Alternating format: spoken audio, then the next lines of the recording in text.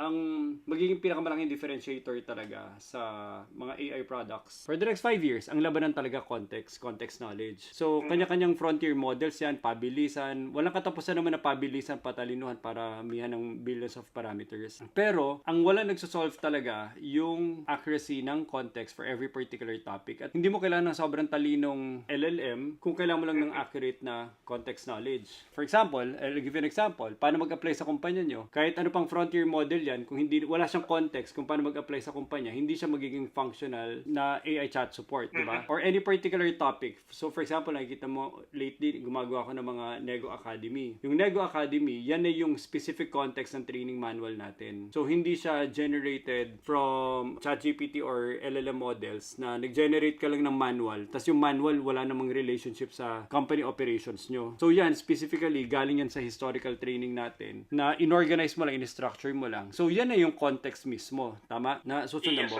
And everyone is trying to solve it on the tool usage level. Tool lang, tool. Ang gusto ko sana i-solve natin ito on the context accuracy, context knowledge layer. Ba't hindi na lang gamitin yung nakaraan ko applicable? For example, ito, paulit-ulit lang yan.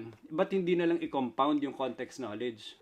Nasundan nyo. Ibig sabihin, whether lagyan ko o hindi, nagko-compound pa rin siya, nagbe-benefit pa rin siya doon sa mga previous context knowledge under the same category, under the same topic category. Kung wala kang linagay, dapat na-turn off din siya. Feeling ko okay lang, sir, na Ay, meron wait. since meron tayong ano. Meron Hindi, alam ko na. guardrails din sa likod. Sorry, alam ko na. Ang Ask AI mo, ginato from the back end, i-note nyo to from the back end. Pag wala kang sinet na context knowledge, yung AI mo is as simple as I'll inform yung creator. Gets mo, hindi siya magbibigay ng responses. Heavily guardrailed yun. Let's simplify the context knowledge building experience na hindi namamalaya ng tao just by using okay po na naglagay ako ng script, nagdictate ako, naglagay ako ng HTML ko, nag-upload ako ng mga docs ko, nabibuild ko na yung context knowledge ko. And the only way to make it accurate, kailangan i-categorize mo yan. Tapos kailangan mo i-compound. Kailangan mo i-compound yung mga multiple contents of the past na nagiging context knowledge niya. Syempre, with data and everything, nalalaman niya kung ano yung recent tsaka luma. Pero lumalaki yung context knowledge niya. So, may compounding value ka. Nakuha mo? Ang closest na example niyan, Kent, Josel, right now sa ChatGPT ko, dahil binuo ko dun yung manual, ng training manual, ang haba-haba na 4 na buwan ko nang ginagamit yun. Ibig sabihin,